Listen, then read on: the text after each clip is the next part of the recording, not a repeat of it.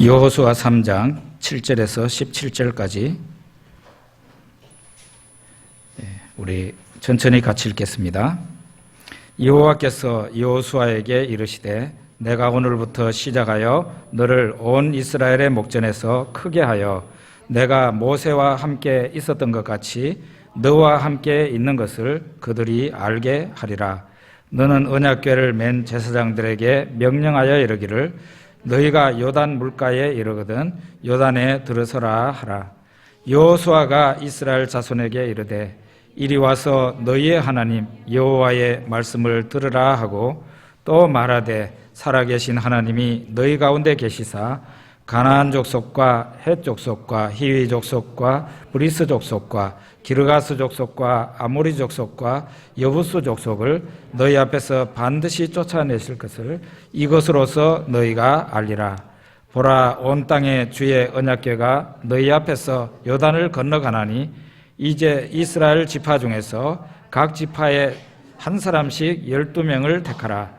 온 땅에 주 여호와의 궤를 맨 제사장들의 발바닥이 요단물을 밟고 멈추면 요단물 곧 위에서부터 흘러내리던 물이 끊어지고 한 곳에 쌓여 서리라.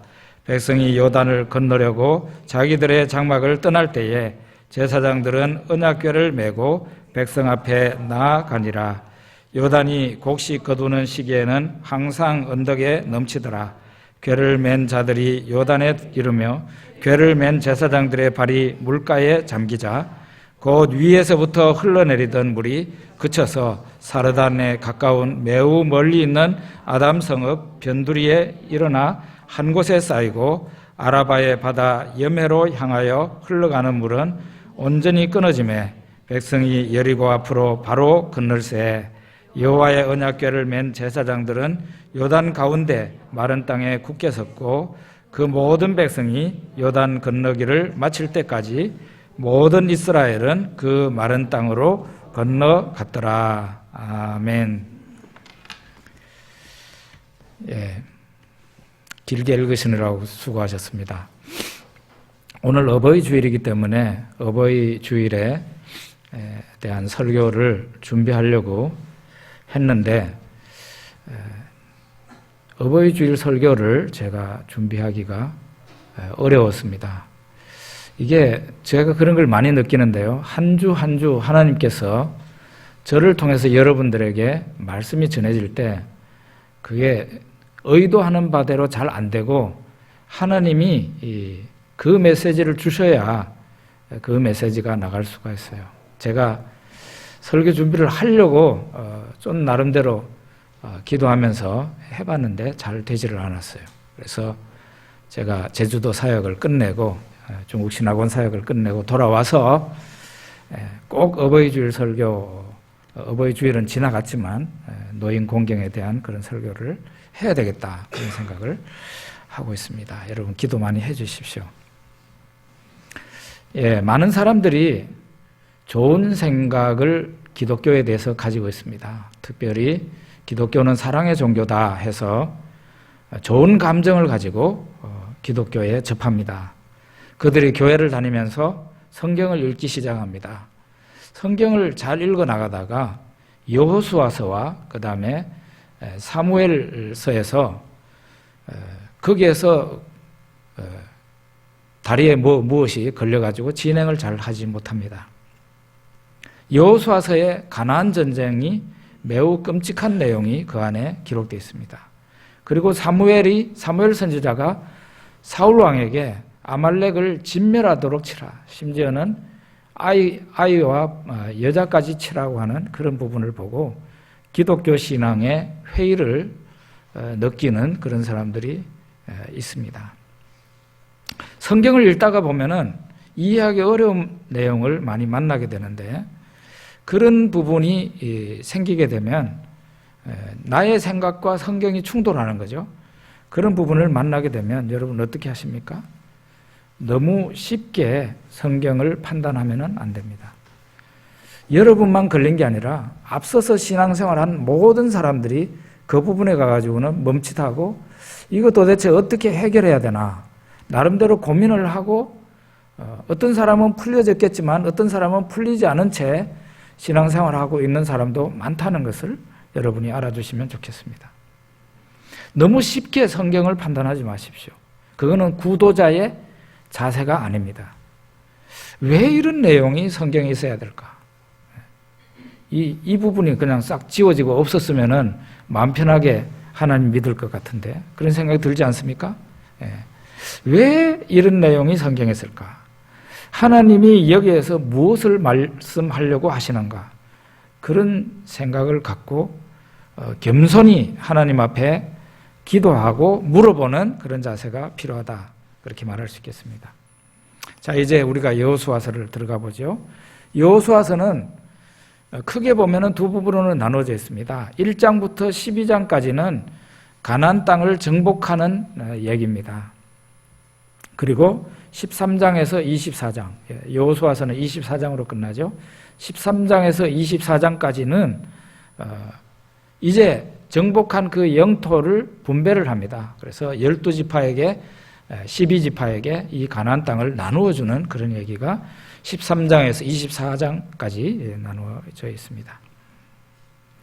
여호수아 1장 2절에 보면 이런 내용이 있어요. 내 종 모세가 죽었으니 이제 너는 이 모든 백성과 더불어 일어나 이 요단을 건너 내가 그들 곧 이스라엘 자손에게 주는 그 땅으로 가라.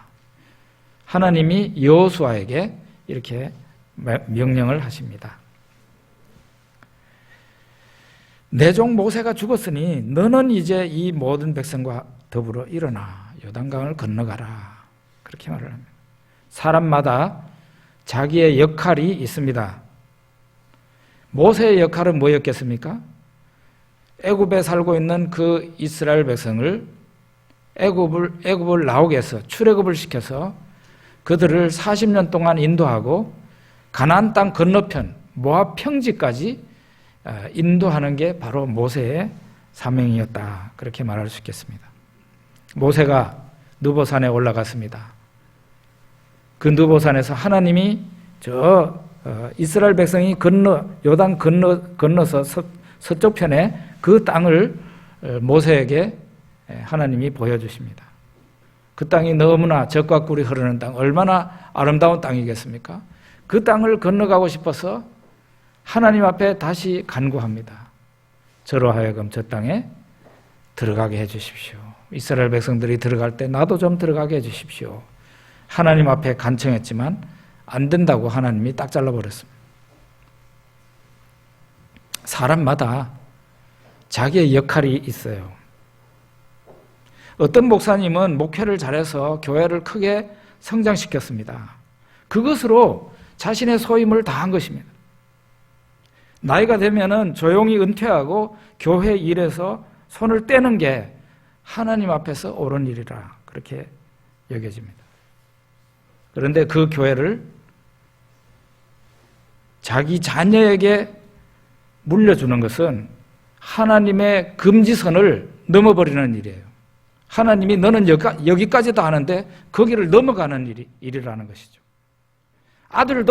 그분의 아들도 하나님의 종이 되었으면 편하게 목회할 생각을 버리고 세상 영광과 성공을 바라지 말고 예수님의 뒤를 따르겠다는 정말 고난의 길을 가려는 그런 종의 자세를 가져야 된다는 것이에요.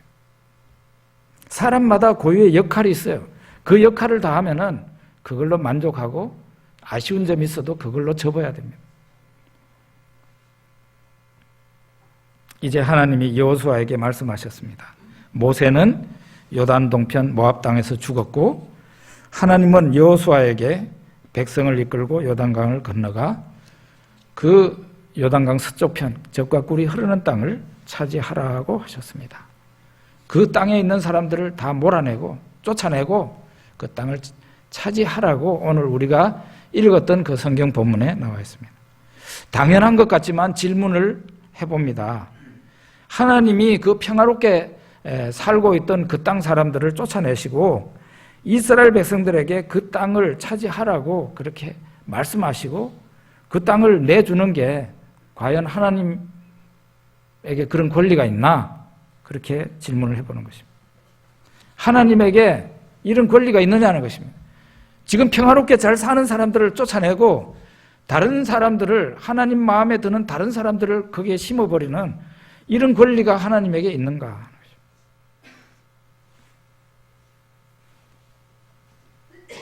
예.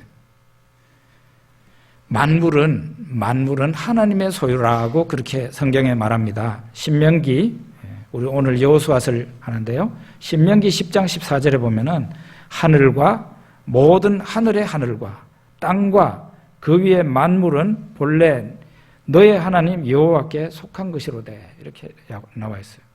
심지어 이 땅뿐만 아니고 하늘도 하나님께 속해 있다 그랬고, 그 다음에 하늘의 하늘도 하나님께 속해 있다 그러고, 땅과 그 위에 있는 모든 만물이 여호와 하나님께 속해 있다 그렇게 얘기했어요. 예전에 제가 볼링이 재미가 있어가지고 볼링이 재미가 있어서 볼링장에 자주 갔습니다. 매일 출근을 했습니다. 그러다가 이거는 목사로서 욕을 얻어먹을 일인 것 같다 싶어서 제가 볼링이 재미있지만 끊어버렸어요. 처음에는 볼링장에 있는 공을 가지고 치다가 그 공을 볼링장에 놔두고 그러고 집에 왔습니다. 그런데 보니까 볼링을 잘 치는 사람들은 전부 다 자기 공이 있더라고. 그리고 가방에 탁 넣어가지고 볼링장에 가지고 옵니다. 그래가지고는 이 자기 가방에서 탁 끄집어내서 싹 이렇게 그 마포 가지고 싹 닦아가지고 꺼내는데 그게 얼마나 부러운지, 또 폼나고 부럽게 보이는지, 저도 사고 싶었어요. 그래서 샀어요. 저도 이제 한동안 제 가방을 메고 다니면서 폼 좀 쟀습니다. 내가 산 공이고 내 소유이니 아주 뿌듯했습니다. 이렇게 보면은 인간 사회에서는 내 것이 있고 내 것 아닌 것이 있는 것 같습니다. 내 것도 있고 내 것 아닌 게 있어요. 그런데 하나님 앞에서는 이건 하나님의 것이 아니고 내 것입니다라고 하나님 앞에 주장할 만한 것이 있는가? 아무것도 없다는 거예요. 예. 하늘도 하나님의 것이라고 그랬습니다. 땅과 거기에 모든 만물이 하나님의 소유라 그랬습니다. 당연히 여러분과 저의 이 몸, 영혼, 하나님의 것입니다. 우리의 공부 잘하는 머리, 하나님의 것입니다. 우리의 재산이 얼마가 되든지 간에, 많든지 적든지 간에 그것은 하나님께서 하나님의 것이라고 우리에게 말씀하십니다. 여호수아 22장 19절에 보니까 그래서 가나안 땅도 여호와의 소유지다 이렇게 얘기하고 있어요. 22장 19절에 보면 나와 있어요. 여호와의 소유지가 바로 가나안 땅이다 그렇게 말하고 있어요. 가나안 땅이 하나님의 소유지니까 그 땅에 사는 죄인들을 멸하고 하나님이 주고 싶은 자들에게 주신다는 겁니다. 그 땅을 구약에서는 받은 사람들이 바로 이스라엘 사람들이었어요. 신약에 와서는 좀 달라지게 됩니다. 신약에 와서는 마태복음 8장 11절 12절에 보면은 예수님이 이런 말씀하세요. 또 너희에게 이르노니 동서로부터 많은 사람이 이르러 아브라함과 이삭과 야곱과 함께 천국에 앉으려니와 그 나라의 본 자손들은 바깥 어두운 데 쫓겨나 거기서 울며 이를 갈게 되리라 이렇게 말씀합니다. 예수님이 백부장의 믿음을 보시고 칭찬하면서, 백부장은 로마 사람이죠. 그런 이방인, 유대인 아닌 이방인들이 저 멀리서 와가지고 그 나라를 차지하고 천국을 차지하고 천국의 백성은 그 땅에서 쫓겨나서 바깥 어두운 데 쫓겨나서 이를 갈게 된다. 쫓겨나는 사람 누구예요? 유대인들이죠. 유대인들. 이렇게 신약에 와서는 유대인들도 하나님 앞에 쫓겨나야 되는 불쌍한 처지로 전락하고 말았습니다. 이렇게 가나안 땅이 하나님이 소유하시는 땅이기 때문에 하나님께서 임의로 그 땅의 죄인들, 하나님 마음에 들지 않는 그 땅의 죄인들을 쫓아내시고 하나님이 주고 싶은 이스라엘 사람들한테 준다. 그래서 답이 됐습니까? 예, 그렇습니다. 또 하나는 답이 하나 더 남아있는데 그건 뭔가 하면은 가나안 땅을 매우 특별한 땅이라고 그러는데 하나님이 거주하시는 땅이다 이렇게 말을 하고 있어요. 하나님이 거주하시는 땅이다. 이거는 민수기 35장 34절에 보면 이런 말씀이 있어요. 너희는 너희가 거주하는 땅, 곧 내가 거주하는 땅을 더럽히지 마라. 나 여호와는 이스라엘 자손 중에 있음이니라. 이렇게 말하고 있어요. 너희가 거주하는 땅, 곧 내가 거주하는 땅. 이렇게 얘기하고 있어요. 하나님이 거주하시는 땅이라는 거예요. 가나안 땅이 하나님이 거주하시는 땅이라. 그래서 그 땅을 더럽히면 안 된다고 얘기를 하고 있어요. 비슷한 내용이 신약 성경에도 나오는데요. 고린도전서 3장에 있죠. 너희는 너희가 하나님의 성전인 것과 하나님의 성령이 너희 안에 계시는 것을 알지 못하느냐. 누구든지 하나님의 성전을 더럽히면 하나님이 그 사람을 멸하시리라. 이렇게 얘기하고 있어요. 교회 안에, 성도 안에 하나님의 영이 거하신다. 누구든지 하나님이 계시는 그곳을 교회든지 성도의 몸이든지 더럽히면 하나님이 그 사람을 멸하신다 그랬어요. 성경 어떤 부분에 보면은 너희 가운데 환자가 많고 심지어 죽은 사람도 많다고 그랬어요. 왜 그랬습니까? 그들이 하나님 이 성찬식을 잘못 거행함으로. 하나님의 땅에서 하나님이 거주하시는 그곳에서 죄를 계속해서 반복해서 저지르니까 하나님께서 그들을 거기에서 이런 방법으로 교회에서 그 사람들을 제거하시는 거예요. 매우 두렵고 무서운 그런 말씀이 아닌가 생각을 합니다. 그래서 여러분과 제가 이 몸으로 하나님의 성전인 이 몸으로 착하고 순종하는 하나님 말씀을 잘 따르는 그런 몸으로 사용을 해야 되지 이 몸 가지고 자꾸 죄를 지으면 하나님이 계시는 이 성전을 여러분과 제가 성전이란 말이에요. 이 성전을 멸하신다 그랬어요.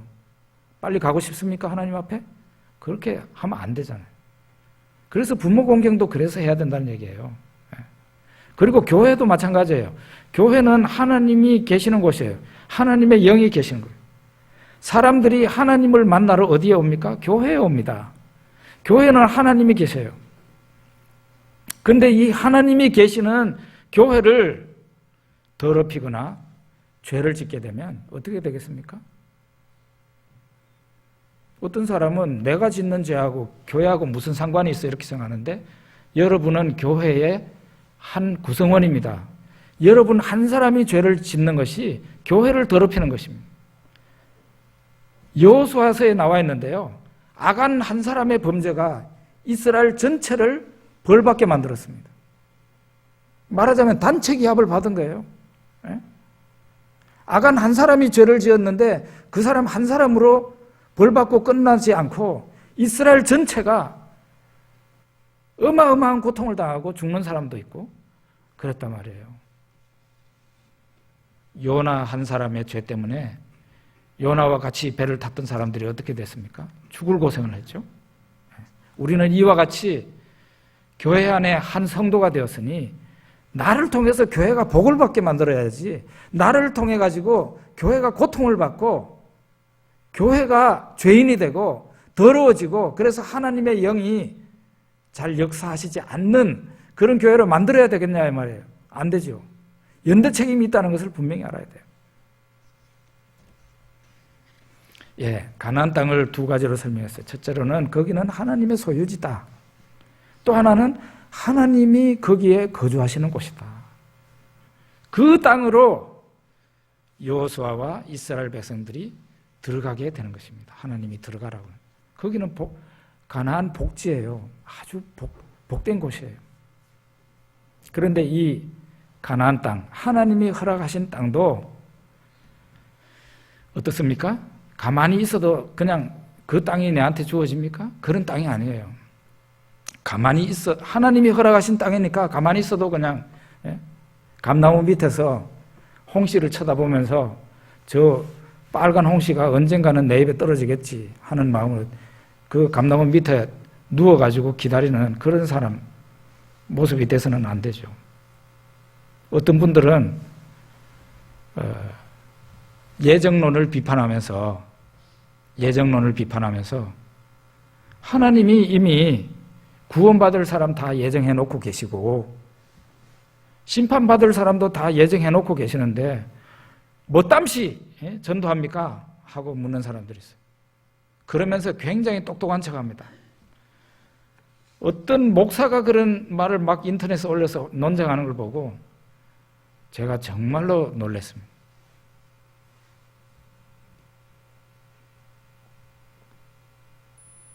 우리 같은 장로교 목사에게, 장로교는 칼빈의 후예라고 그렇게 자처하죠. 그리고 예정론을 그대로 믿습니다. 우리 같은 사람들에게 그렇게 묻는다면 예정론을 믿기 때문에 전도를 합니다. 예정론을 믿기 때문에 전도하는 거예요. 전도가 하나님의 예정을 이루는 도구입니다. 하나님은 그냥 우리 사람을 갖다가 이렇게 로봇처럼 기계처럼 만들지 않았어요. 아주 세상 역사도 보십시오.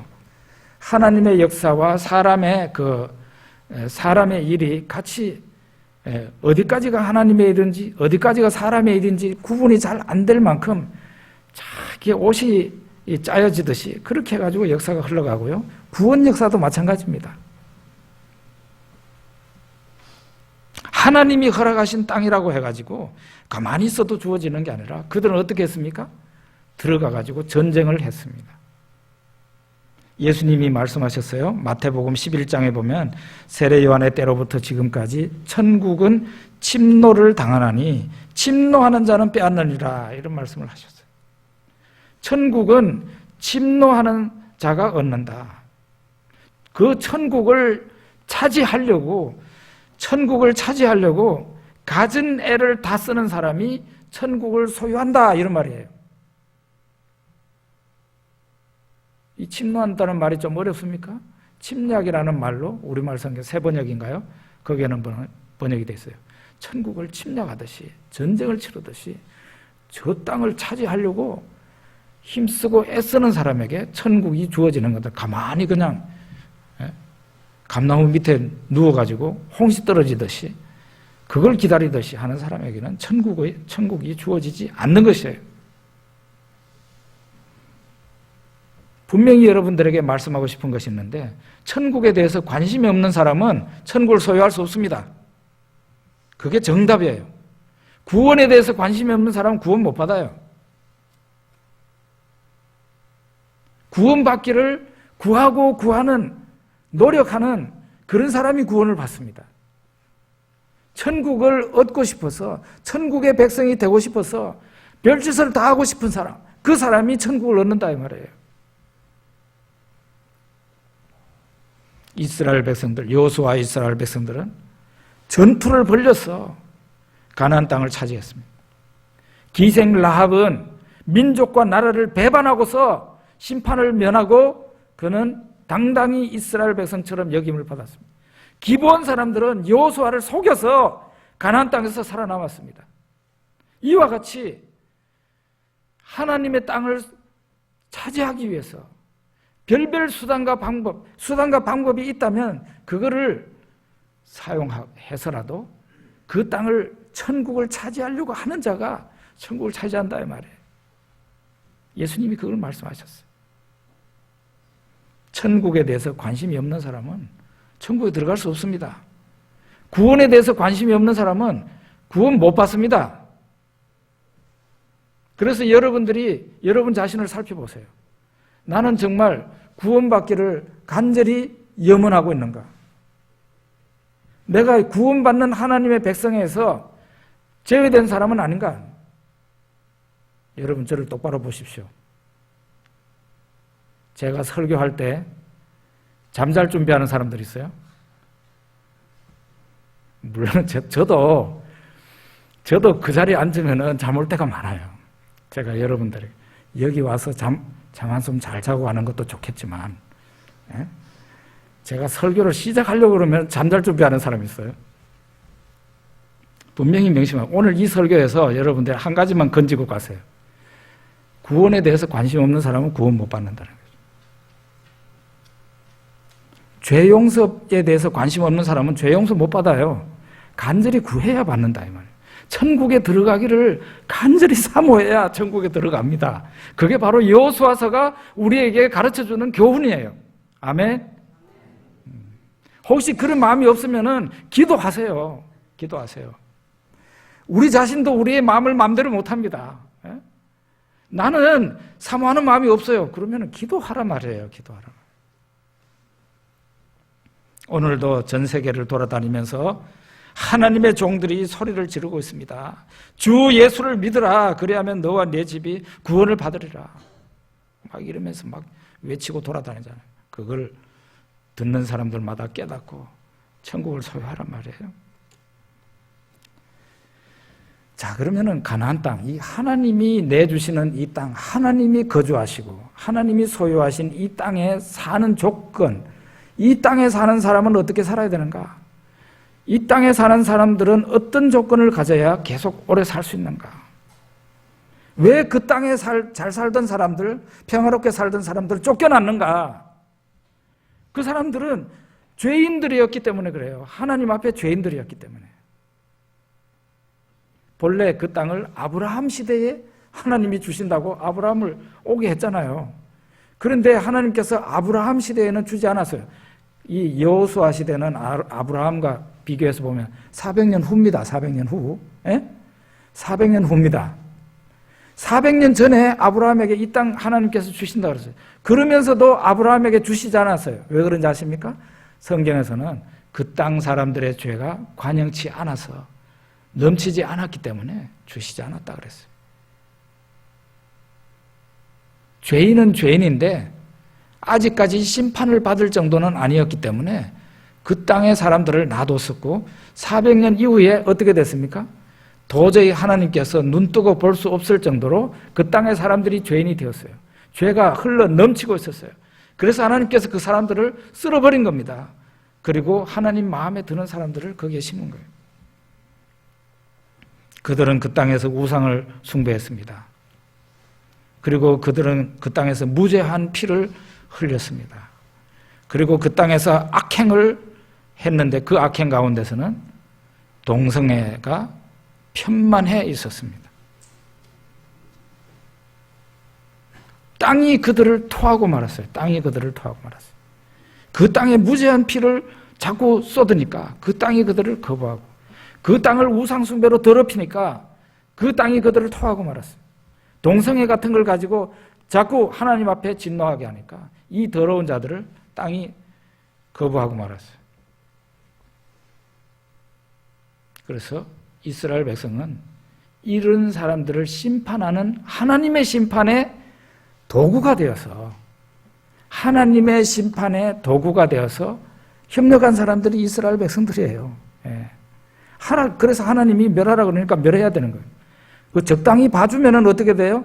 하나님의 심판을 제대로 행하지 않은 걸로 해가지고 오히려 이스라엘 백성들이 심판을 받았어요.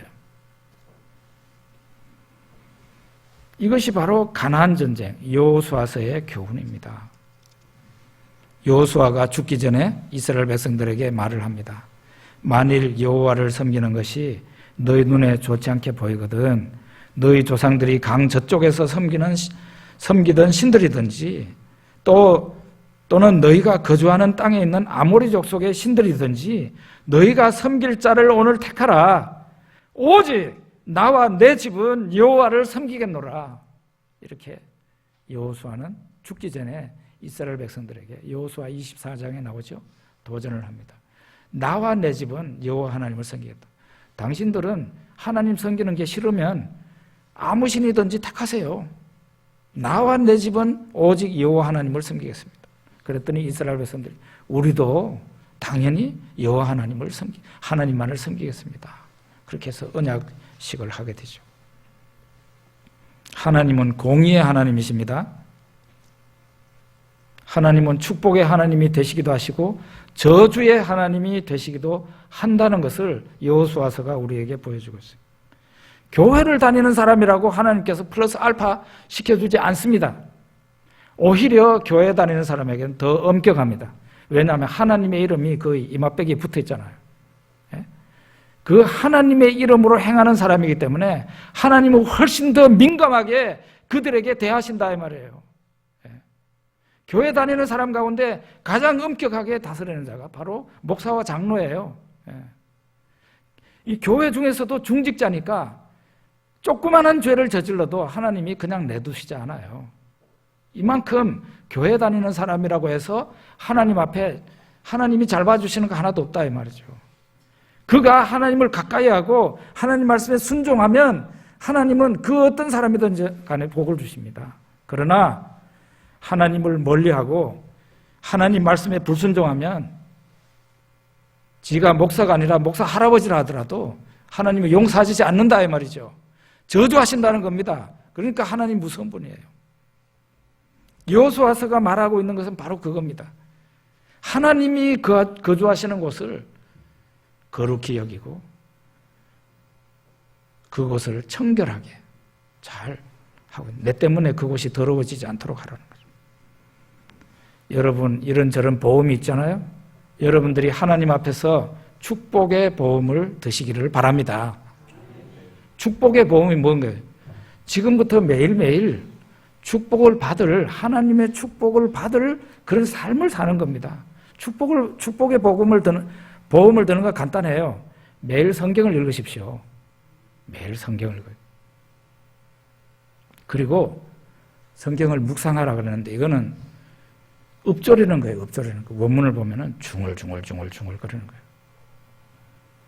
여러분 비둘기 보면은 뭐라고 그러나요? 꾹꾹꾹꾹꾹꾹꾹 그러잖아요. 그게 바로 그런 소리거든요. 이렇게 뭘 중얼중얼 그러는 사람 있죠. 그것처럼 하나님 말씀을 중얼거리라 이 말이에요. 그리고 쓰여진 성경 말씀대로 살면 하나님이 형통하게 해주시고 복을 주신다고 그랬어요. 이게 바로 보험입니다. 이런 보험을 매일 들으라 이 말이죠. 그렇게 살면 하나님께서 여러분들에게 저에게 복을 주시죠. 여호수아서가 우리에게 말하고 있는 것은 바로 이런 겁니다. 우리 기도하겠습니다.